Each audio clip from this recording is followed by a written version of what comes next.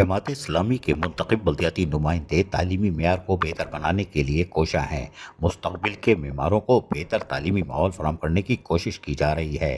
ان خیالات کا اظہار چیئرمین محمد یوسف نے نیو کراچی ٹاؤن کے زیر انتظام چلنے والے اسکولوں کے دورے کے دوران کیا۔ اس موقع پر vice chairman new Karachi town Shoaib bin Zaheer, union committee number 10 کے چیئرمین قاری فیصل، یوسی کے وائس چیئرمین اویس قادری اور دیگر بلدیاتی افسران بھی موجود تھے۔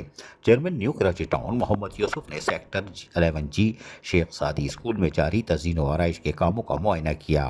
اس موقع پر چیئرمین نے متعلقہ افسران کو ہدایت دیتے ہوئے کہا کہ تزئین و آرائش کے کام کو جلد سے جلد مکمل کیا جائے تاکہ طلباء و طالبات کو بہتر ماحول کی فراہمی ممکن ہو سکے۔ چیئرمین محمد یوسف نے اس موقع پر بات چیت کرتے ہوئے کہا کہ بلدیاتی اسکول پر کوئی توجہ ماضی میں نہیں دی گئی، جس کی وجہ سے اسکول کی عمارت خستہ حالی کا شکار ہوئی، جبکہ بلدیاتی اسکول میں طلباء و طالبات کو بنیادی سہولیات بھی میسر نہیں تھی۔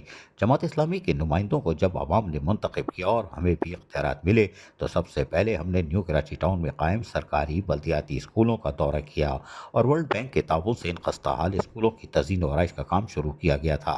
آج نیو کراچی ٹاؤن کے بلدیاتی اسکولوں میں بہتری آ رہی ہے، جبکہ طلباء و طالبات کو نصابی سرگرمیوں کے ساتھ ساتھ غیر نصابی سرگرمیوں کے لیے بھی کوششیں جاری رکھے ہوئے ہیں۔ آج شیخ سعدی اسکول سیکٹر 11G کی تعمیر و نو کے لیے اسکول کی چھت ڈالی جا رہی ہے اور بہت جلد اسکول کی عمارت کو نصابی سرگرمیوں کے لیے بحال کر دیا جائے گا۔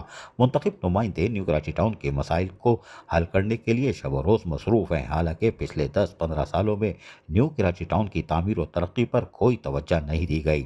جماعت اسلامی سے تعلق رکھنے والے منتخب نمائندوں نے پہلے سال ہی نیو کراچی ٹاؤن کے اندرونی سڑکوں گلیوں کی تقریباً 6 لاکھ اسکوائر فٹ کارپیٹنگ کرائی، جبکہ عوامی شکایت پر سیوریج اور پینے کے پانی کے مسائل کو بھی حل کیا۔ عزیز عارف، KBS بلدیاتی نیوز کراچی۔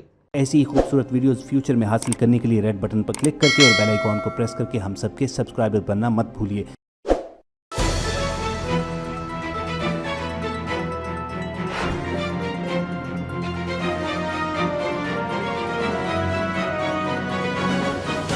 KBS بلدیاتی نیوز